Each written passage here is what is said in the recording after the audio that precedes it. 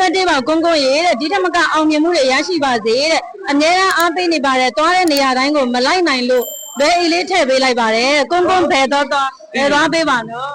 တီဗီအဲ့ဒါဆိုသိပါပြီကိုရဲ့ဒီစိတ်ကူတာယာတဲ့ကဘာတဲ့လိုနေတာကတော့ချိုးတဲ့ချစ်တွေပဲဒီရဲ့ချစ်များတဲ့25မောင်လေးပါနော်ဟုတ်မွေးနေ့တော့ပြီးတော့ဆန်တယောက်က surprise လုပ်တယ်ဟုတ်ကဲ့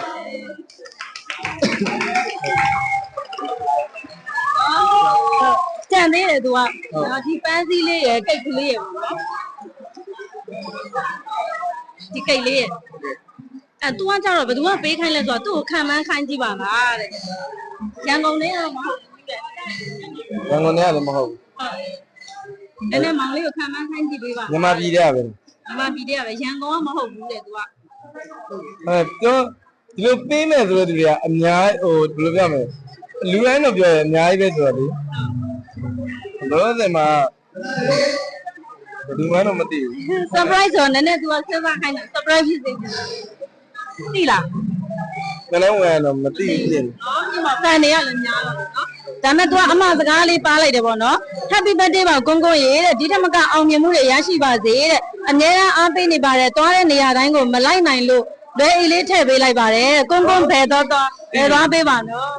တီဗီအဲ့ဒါဆိုသိပါပြီဟုတ်သိပါလားတီဗီမင်းကဟုတ်တယ်အမဟုတ်သူကပေးခိုင်းတာဒါလေးပေါ့နော်တီဗီပါလေကလေးဘယ်တော့လွယ်သွားပေးပါတဲ့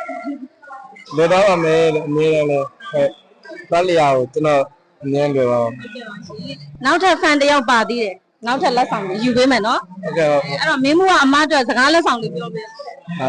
ကျွန်တော်ဘာပဲဖြစ်ဘာပဲလို့ကျွန်တော်အနားမှာရှိနေပြီတဲ့အမအမြဲတမ်းကျေးဇူးတင်ပါတယ်အမြဲတမ်းကျွန်တော်ရဲ့နှလုံးသားထဲမှာရှိပါတယ်ဘာပဲဖြစ်ကွန်တီဖြစ်စေကွန်တီပဲမဖြစ်စေပေါ့အမြဲတမ်းကျွန်တော်ချစ်သေးပါကျွန်တော်အမြဲတမ်း